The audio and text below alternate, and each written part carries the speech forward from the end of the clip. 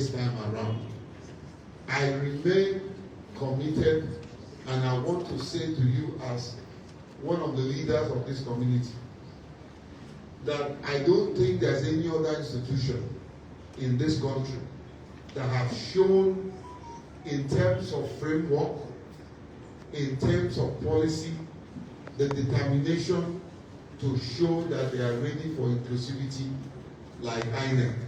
INEC do have problems, no doubt about that.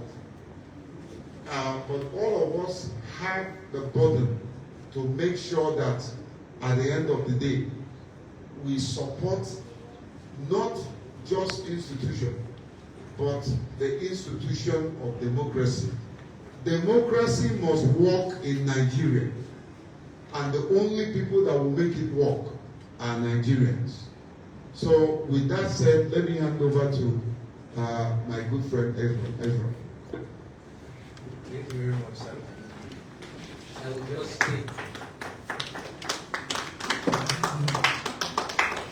Thank you very much. So I'll just be reading certain aspects of the statements that have not been covered by Mr. Ekweli. I'll be starting from the 4th paragraph. Let me start from the 3rd paragraph. According to the World Health Organization, the WHO, approximately 16% of the global population lives with one form of disability or another. Applying this estimate to Nigeria's projected population of over 232 million people means that Nigeria has an estimated 34.9 million persons with disabilities.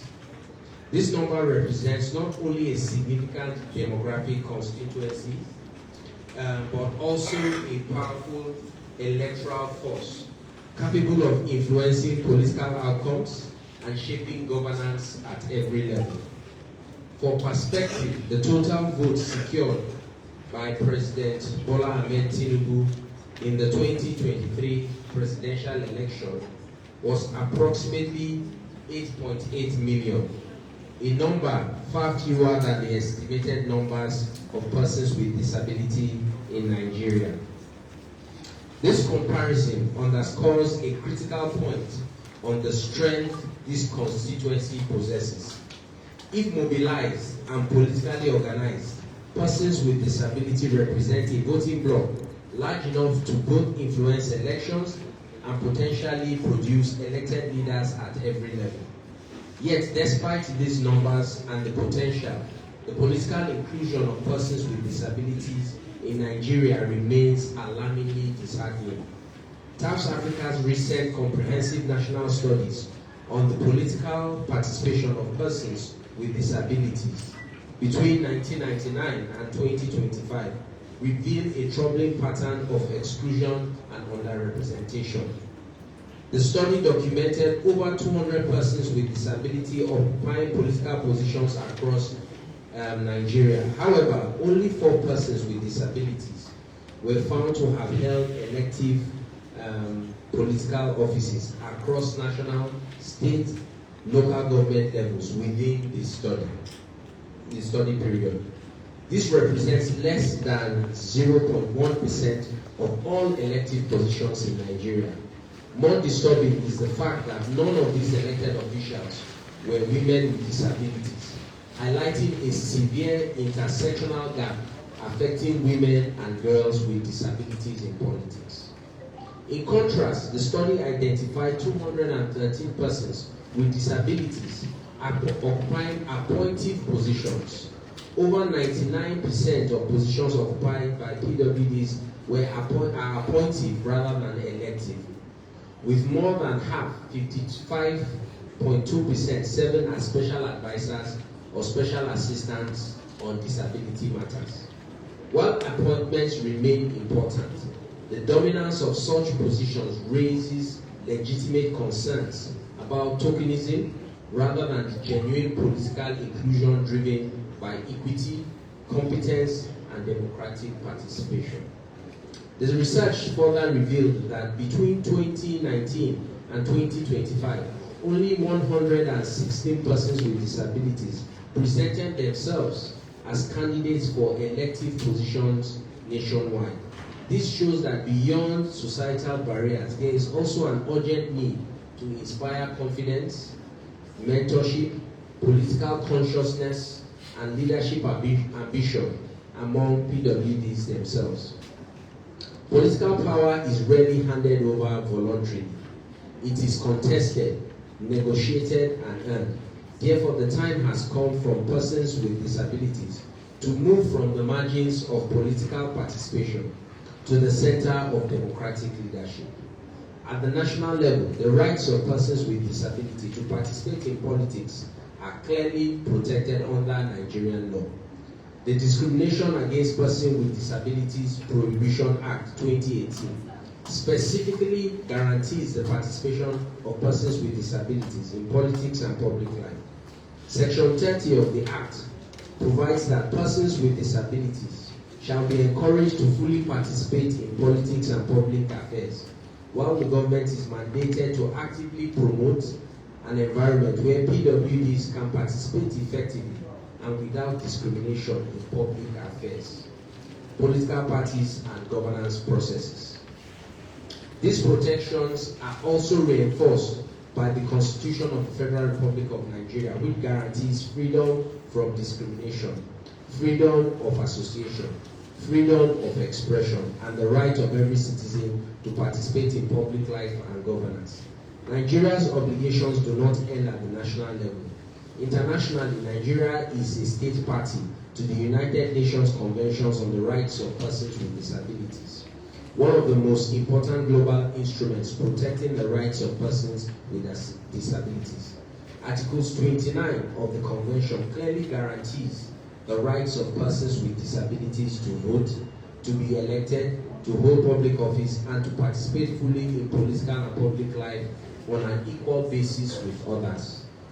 The Convention further requires governments to ensure accessible electoral systems, accessible voting materials, inclusive political processes, and active participation of persons with disabilities in political parties and public administration. Nigeria, having ratified this convention, carries both a moral and legal obligation to ensure that these rights become realities rather than aspirations. Unfortunately, significant barriers continue to hinder the political participation of persons with disabilities in Nigeria. These include inaccessible polling units and meeting venues, discriminatory attitudes and stereotypes, poverty and lack of financial resources, communication barriers arising from inaccessible information formats, and exclusion within political party structures. Equally concerning is the inadequacy of disability-disaggregated electoral data. Current information from the Independent National Electoral Commission reportedly reflects fewer than 100,000 registered voters with disability data. This grossly underrepresents the true voting population of persons with disability in Nigeria and undermines effective planning for inclusive elections. Political parties also continue to fall short in ensuring full inclusion. TAF Africa's Political Inclusion Index assessment of major political parties in Nigeria show that most political parties operate only at a moderate level or limited level of disability inclusion. While some progress has been recorded, only one of the assessed parties achieved a high inclusion rating. This demonstrates that significant work remains to ensure disability inclusion becomes institutionalized within party structures, policies, and electoral processes.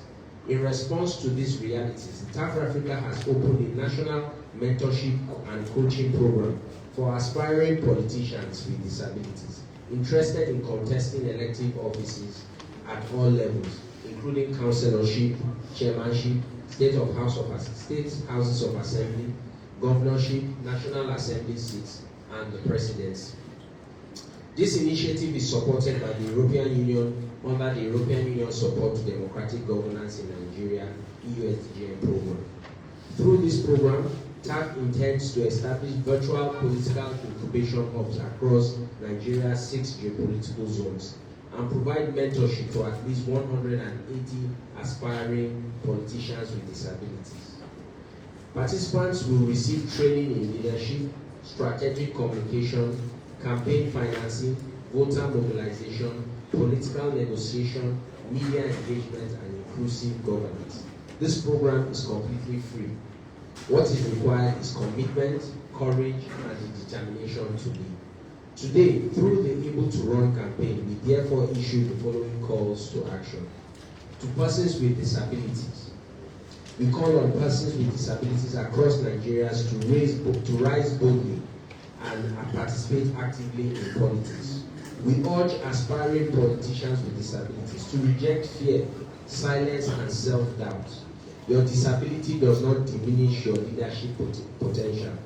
Nigeria needs your voice, your ideas, your competence, and your lived experiences in governance. We also call on organizations of persons with disabilities to deliberately mobilize, mentor, and support members to seek elective and participate meaningfully in political party activities. To the political parties, we call on you to adopt deliberate disability inclusion policies, including affirmative action measures and disability quotas for elective and appointive positions. Political parties must make their offices, campaigns, meetings, communication materials accessible to all. Membership forms and party information should be available in braille, large print, audio, and other accessible formats. We further call on political parties to make nomination forms affordable for persons with disabilities and to waive discriminatory financial barriers that continue to exclude qualified aspirants with disabilities from contesting elections. To INEC, we demand that INEC establish and enforce clear disability inclusion guidelines binding on all political parties and electoral stakeholders. INEC must also urgently update and strengthen its voter register to accurately capture disability aggregated data that reflects the true voting population of persons with disabilities in Nigeria. To the government, we particularly call on the federal government and all state governments to fully implement the provisions of the Disability Act 2018 and ensure that accessibility and inclusion become central pillars of Nigeria's democratic framework. Government institutions must also provide technical and institutional support that enables persons with disabilities to participate fully in public life and governance. To the Nigerian public, we urge Nigerians to reject stereotypes and support competent candidates with disabilities seeking public office. Leadership is about vision, integrity, competence, and service, not physical condition. We call on all religious leaders, traditional rulers, civil society organizations, youth groups, women's groups, and the media to become active champions of disability-inclusive democracy. Democracy without inclusion is incomplete, and Nigeria cannot achieve its full democratic promise while persons with disabilities remain excluded from meaningful political participation and electability. We will close with the following reflections. Nigeria cannot claim to be truly democratic while millions of citizens remain politically invincible. The time has come to move from symbolic inclusion to substantive representation. The time has come to build a Nigeria where persons with disabilities are not merely spoken for, but are elected to speak for themselves. The time has come for inclusion, equity, and representation and leadership. The time has come for Able2Run. Thank you. Thank you so much. What we're going to do is I'm going to just make a simple, conclusive statement, but I want to urge our media partners to interview two very key people, or three. Number one is Madam Betty, because we want to reflect the gender balance, and then the other, the lady that is joining us, and then our former candidate, maybe also IPAC, So please, in place of Q&A, except you have a very burning issue, we can take it. But in place of that, we can do the spot interview, which I know you want to do at the end of the day. So let me say this, particularly as it concerns the off-cycle election and the general election. The community of persons with disability are concerned. We're concerned because we want a transparent election. We want election where the winner will actually win. We want election that is void of insecurity, vote buying, election that national and international community can beat their chest to say this was truly democratic. Because the persons with disability were also part of the citizens and we are concerned. But ultimately, we want election that is inclusive of persons with disability, not only from the point of asking us to vote, but from the point of us participating and being voted for. So, I don't know if you have a quick question, we can take that. Otherwise, we can take the time and you do your spot interviews. No. So, with that said, I want to particularly thank, on behalf of the European Union, our partners, board and management of TAF Africa. I want to thank you for coming. Please broadcast this event. Let the whole world know that we are able to run, that we are able to vote, and that we want to be elected, and we also want to be appointed. Thank you so much, and God bless.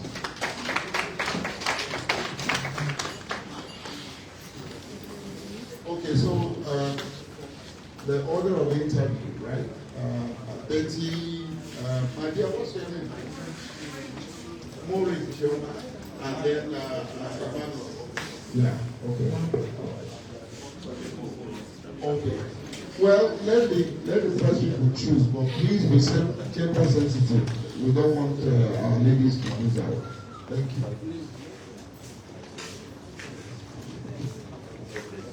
I am so sorry, I didn't remember to thank my colleagues from TAF Africa for a job well done.